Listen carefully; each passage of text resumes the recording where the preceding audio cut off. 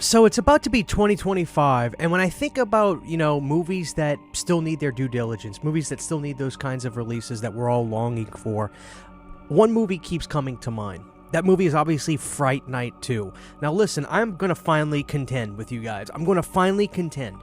I revisited this movie with this release that I want to talk to you guys about, and I'm going to agree. Okay, it's better. It's better.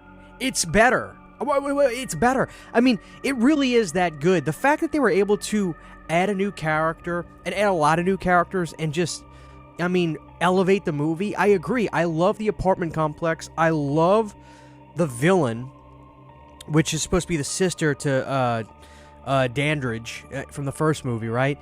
And the addition of the new characters is fantastic. You got that one guy who plays Shao Kahn in Mortal Kombat Annihilation as one of the henchmen of this group. You've got that kind of Prince kind of Milli Vanilli skater guy that all of it just works for me. And the fact that Tommy Lee Wallace directed this movie to me is also pretty fantastic. I gotta admit. It's like Tommy Lee Wallace's filmography for the stuff he's directed is few and far between, but he's got 3 bangers. I mean, you could say, maybe it's a stretch, but you could say Tommy Lee Wallace is a master of horror. He's got Halloween 3, he's got It, and he's got Fright Night 2. 3 movies that all have dedicated fan bases. So I gotta say, I first of all, I revisited Fright Night 2, like I said, just to do this video, and I effing loved it. So I'm gonna agree that yes, this movie is better than the first movie. I not by much, but I'm not gonna just. I feel like I was trying to protect the first movie, but anyway, let's get into it. So listen, what's the deal with Fright Night 2? So I wanted to do this video initially after watching that Menendez Brothers show because, of course, it got me thinking. So the daddy of the Menendez, he had the live entertainment and all that, which I think put the movie out on VHS. And Fright Night 2 kind of died with the parents, unfortunately. I mean, that was the way Tommy Lee Wallace pulled it. I think he even said in an interview with Sean Clark on his podcast that the Menendez brothers not only murdered their parents, they also murdered our movie. Which, I don't know, it's interesting, right? Like, there's a little bit of mystery behind all this, and I don't really have the answers, but from what I understand, the movie, it can't get a release right now for one reason or another. I don't know, and I'm hoping we get an answer one day, but let's follow the track of what happened. So this movie got a VHS, big time overseas. There were cool coffin-shaped VHSs. I did a video talking about the home video releases for Fright Night 2 a while back. There's this gorgeous coffin-shaped one. I actually have an Australian released VHS for Fright Night 2 that I showed in that video. But then all of a sudden comes Artisan Entertainment, and they have what some people consider the more iconic artwork for the movie, if you will, with that blank white with the eyes and the vampire mouth. And I got to admit, I do think it's pretty iconic. As a matter of fact, it's not an original, but I could get a poster of that movie from moviepostershop.com, which I use all the time, and I tell people if you don't want to spend the money on originals and you want to get good-looking prints, go to moviepostershop.com. 27x40s are all $19.99. 11x17s are $4.99. If you name it, they pretty much have it on there, with the exception of a few titles for legal reasons that they just can't get. But anyway, so Artisan put the movie out on, I believe, VHS, and they have the Artisan DVD. And that when that went out of print, boom, we just haven't seen the movie since. But a few years ago, and when I say a few years ago, I mean like around 2019, a good buddy of mine named Tommy had said, "Christian, have you seen this? It's a Blu-ray for Fright Night 2. And I was like, what? And sure enough, he showed it to me on Walmart.com, which is where I bought it, off of Walmart.com. Now, this is some sort of Spanish Blu-ray. Now, is this a bootleg? I think it is. I think this is some sort of a bootleg. I'm going to show you guys this up close. I can't really give you any information about if this is any sort of legitimate release. There is a copyright on here, though, from 2016. Like, I want you guys to look at this. I'll tell you what. I'll take a picture of this right now so you can read the back. If you look at the back, it says 2016 copyright. Somebody, translate that for me. But it's got region ABC on the back. and that sort of thing. And the artwork on here, when I had this in my hand when I got it, I thought, it doesn't look that bad. Like, the paper on this feels like the exact same quality that you would get from, like, legal or just licensed releases. So I don't know, there's a little bit of mystery about this to me. I don't know if this is an official release, if this is a bootleg release, but I think this is still available. I know I got it off of Walmart.com, and here's the disc. I can't tell if this is a Blu-ray R or not. I think a Blu-ray R, you'll see that heavy line kind of more out in the outer shell of it. So I don't know. I don't know if that's a Blu-ray R. I can't tell if that's a burned disc. So I don't know. I don't know exactly the logistics of this release, but I can talk about this release, because the question is, do I think you should go ahead and get something like this, or should you wait? Here's the thing about this release. I'll tell you this right now. In terms of special features... So, guys, I guess I'll just show it. I'll talk over the music so you don't hear it that much. There's actually extras on here. You've got a trailer, and then it says, Clip Musical, Deborah Holland, Come to Me, right there. I don't know if you can see it that well. All right, extras right there. It says trailer, and then... Clip Musical, Deborah Holland, Come to Me. It basically just plays the whole song. And I gotta be honest, the quality of the audio is really good.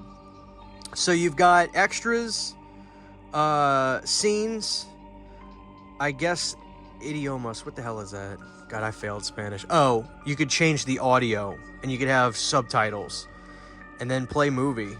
So, I mean, I don't know, like... I can't really say that this is a horrible Blu-ray. Let me just kind of like show you some images from it.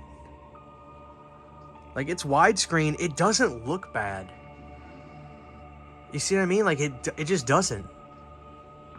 It looks pretty damn good. So there you go. I'm giving you guys an example of this thing. It's even got subtitles and everything too, which is important for me. So... let me change the audio. There you have it.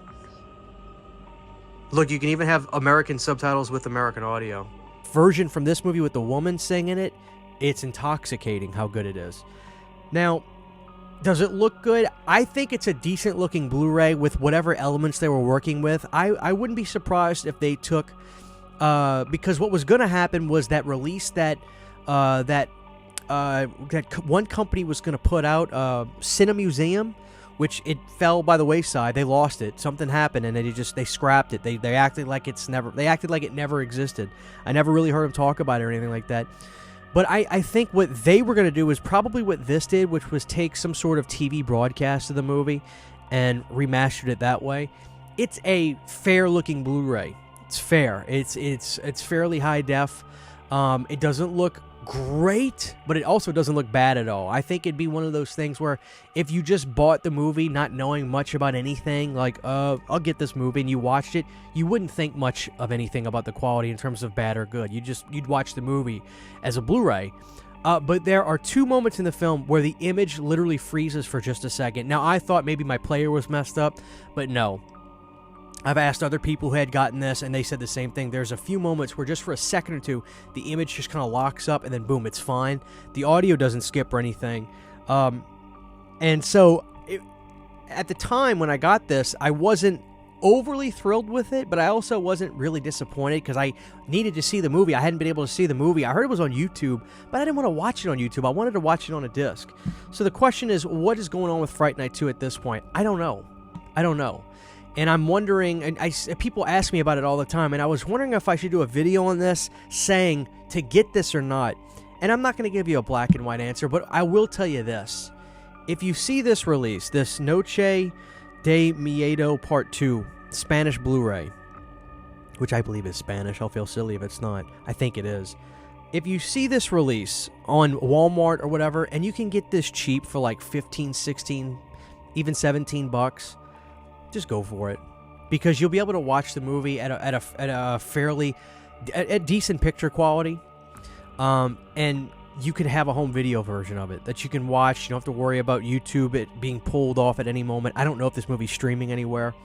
I'd say just get it if it's fairly priced, but I'm really hoping that you know, something gives. And then this movie actually comes out, because the rumor of it being because of the brothers, I don't know that rings true. Because why just that movie under the Live Entertainment umbrella, right? Are there any other movies that were coming out during that time that Live was putting out that would have been the same thing? I don't know.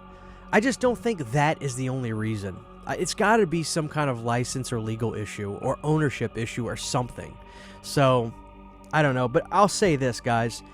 If you're just totally impatient, if you can get this Spanish Blu-ray, I'll call it a bootleg to be safe, at a decent, cheap price, in the high mid-teens, then it's no skin off your back. You'll be able to watch the movie. It'll look pretty damn good, with 2 little moments where this image freezes for a second, and then it's fine.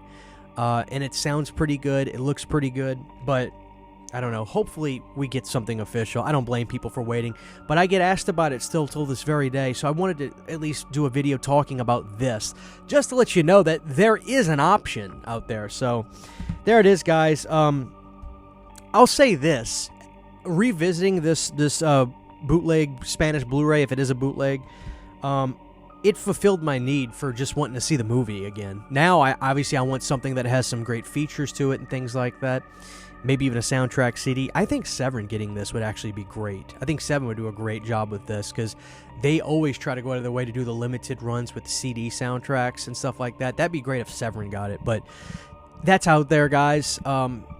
It's just if you are impatient, you want to get something, you can look out for that. That's probably available through many sites, including Walmart, I'm sure still. But if not, I totally get if you want to wait too. But that's where we're at with Fright Night 2, guys. I really wish I had better news when talking about this kind of thing, but it just is what it is. I get asked about it still till this day. Hopefully we get something, guys. Hopefully we get something news-wise, but there is this. So thank you guys for watching, and tell me if you agree if Fright Night 2 is better than the first one, because I'm finally sick of denying it. It's that damn good. Huge, giant thank you to all of my Patreon supporters. Without you guys, this would not be possible. To get behind-the-scenes photos, videos, music, private live streams, and much more, you can subscribe to my Patreon for as little as $1 a month. Thank you to my patrons.